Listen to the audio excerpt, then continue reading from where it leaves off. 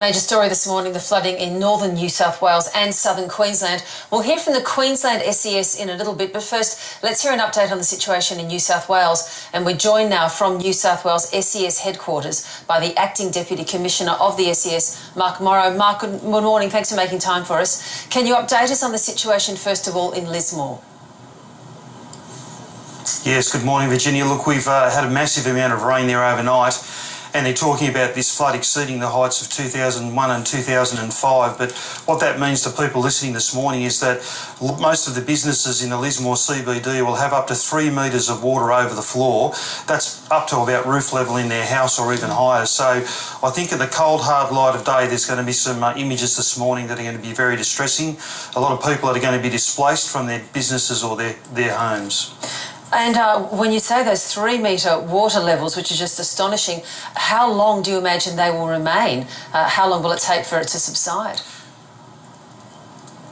Well, look, the rain's now stopped falling, but of course the water comes down the upper catchment. Yes. So some of these rivers are still rising, some are steady, but we expect Lismore will probably hold. Of course, there's a high tide today at midday as well. So in some places further to the north, like Chindera, up around Tweed Heads, where the water should be falling on a low tide now, it's actually increasing. So that's not a good sign for today.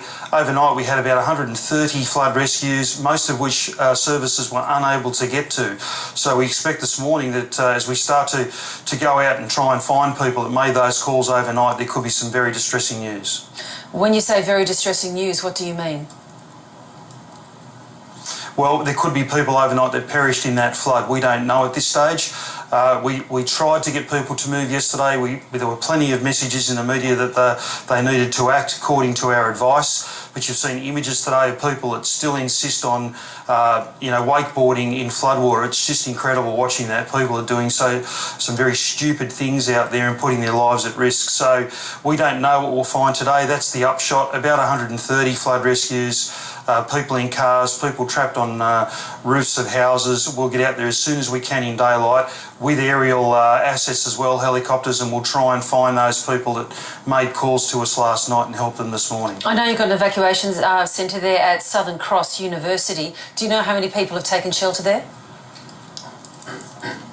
We haven't had that many. I'll just check the board and those figures. We've got about 5 evacuation centres that are open in various locations, but the one in particular at Southern Cross University at Lismore, about 100 people have gone through that centre, but that's not indicative of how many of the 6,000 have actually evacuated. It's difficult, particularly given that we advise people to go to friends or relatives. All right. So you mentioned then Mooloolaba and Tweed Heads, and are they going to be the next focus of your attention too?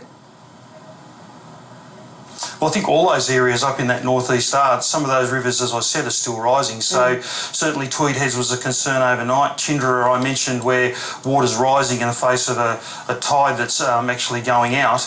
And of course today we're going to have complexities around the wind up there that's going to pick up. So we'll start to see trees coming down and potentially power lines. So that's the back end associated with that cyclone in Queensland as well. We're far from out of this. And I think that the recovery efforts that are going to have to occur up there will be significant. Mark Murray, you know much better than us, and you're in this situation. Of course, you know the people of Lismore well, are accustomed to floods. But the way you describe it this morning, this sounds like even comparative to 2005 and 2011, a particularly dangerous situation.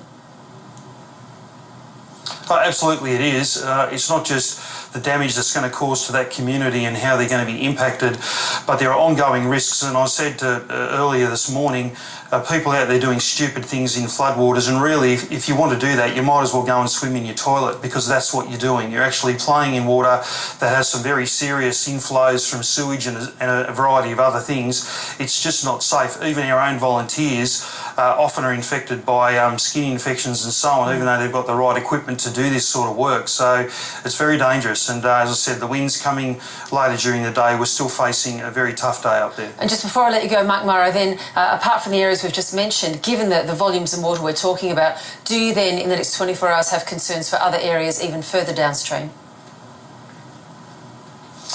Absolutely we do. So as that water makes its way down the river, we started yesterday at Mawulumbar and in the upper catchment of the Tweed River, and that'll make its way down to Tweed Heads, South and West Tweed, and there's a number of areas. In fact, in total there's about 13 evacuation orders that are current, affecting around about 20,000 people that we've identified that are actually subject to those evacuation orders. I can't stress enough for the people in those areas, don't wait for the advice of the emergency services. We'll give it, but if you know what the risk is in your area, then you can act now. You can actually get out and make it easier for emergency services to deal with what they're going to have to face today. Mark Morrow, good luck. Thank you. Thank you.